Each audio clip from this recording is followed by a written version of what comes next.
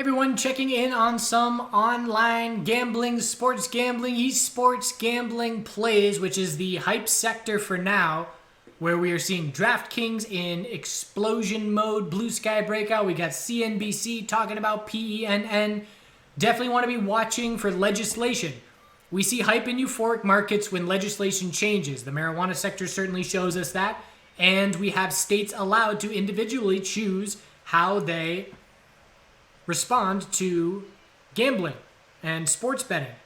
So this is a good website on ESPN, and I'll post this in the comments of the video, but it tells you what's going on with the states, who already has it. We're up to, I think, 18 names now with legal states, who's potentially coming up. And just be aware that if we see further states progress along, that is a fundamental catalyst for names in this space. Just be aware a lot of these names have already run really hard. So when I look at a name like DKNG, I am not looking for any bullish entries. If anything, I'm looking to play the first 5-minute oversold conditions for a quick flip and the first hourly oversold bounce for a bullish flip as well. But other than that, some of these names definitely have already run much too significantly. And if I were going to be looking for an entry, it would either be on a daily high or low, or if I want to be more patient, it would be on a weekly high or low. So let's start off with DKNG. So we had DKNG recently change its ticker and get notoriety and break out in a huge way. Traders know that when a name is in blue sky breakout, to pile in significant amounts of capital because the risk to reward is as favorable as you can be. When I first traded cryptocurrency, the reason I was comfortable getting into it is because the charts that I looked at were in blue sky breakout, and that mattered way more to me than the fundamentals of crypto at that point in time as far as giving me confidence. So big money looks at these setups and says, great, let's do it. I've done this trade before in the MJ sector. I've done this trade before in the 3D printing sector. I know this play. It's great to make a lot of money. So that's where we stand right now, and we will see market caps and valuations get absurd for what the companies actually are bringing in, and then we see a big correction. And there will be bag holders in this space where people will end up holding positions that are down 40%. Don't be one of those people. So we have an hourly uptrend keeping the DKNG bulls in complete control. We didn't even consolidate enough for an hourly high or low today, so I can say that anything above 39.98 will be an hourly high or low. When we lose the hourly uptrend, our daily top of this move will be set, and we'll be looking for a higher low with tons of space to form it. Anything above 27.56, look at how the daily chart has been respecting this daily 12-period exponential moving average support. That will be a visual guide, and ideally, it will line up with hourly oversold conditions because, as we know, on big bull breakouts, the first hourly oversold bounce generally is a good one.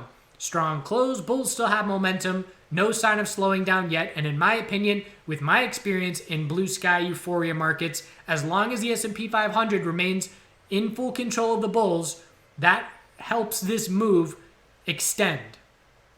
And if we see a lot of weakness in the S&P 500, granted they're not correlated tick for tick like when I'm looking at the Apple 5-minute time frame and the SPY 5-minute time frame, but sentiment-wise, that helps keep things really strong when everything is all sunshine and rainbows in the market as a whole.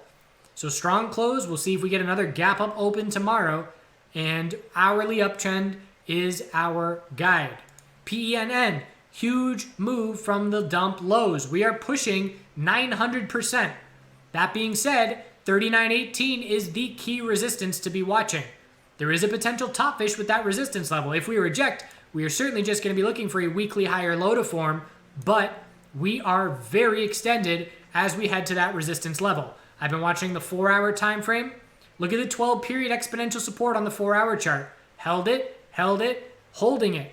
It is the most significant time frame for me right now. And if we lose this 4-hour exponential support, it's going to show me the most notable shift away from the bulls that we've seen in the last couple of weeks. That being said, we will just be looking for a daily higher low compared to 28.31, at least initially. We will have to lose the daily 12-period exponential support for the bears to get any notable follow-through. GAN, recent IPO, blue sky bull. Look at the move after breaking 15.85. From 15.85 to $26. There's 60% like that. That is why traders will jump all over these blue sky breakouts. 5 days, 60%. Volume climax potentially. Upper wick, but still in an hourly uptrend. High of the day, hourly high or low of 23.75. Lower high, and 23.75 held. So it was an equilibrium into the end of the day. Here's the half hour to make it a bit more clear. And if we break 23.75 tomorrow morning, our hourly uptrend will be lost, and we'll zoom out and we'll look for a daily higher low. ESPO, we're now getting to names that are lower liquidity. This is an ETF trust for video gaming and esports. So a little bit different, not necessarily gambling. Double check what the fundamentals of these companies are if you care. I don't care. That's why I don't have that information. So the daily higher low is 44.97. We did get a bull break of 48 today to lead to continuation, and we are in blue sky breakout.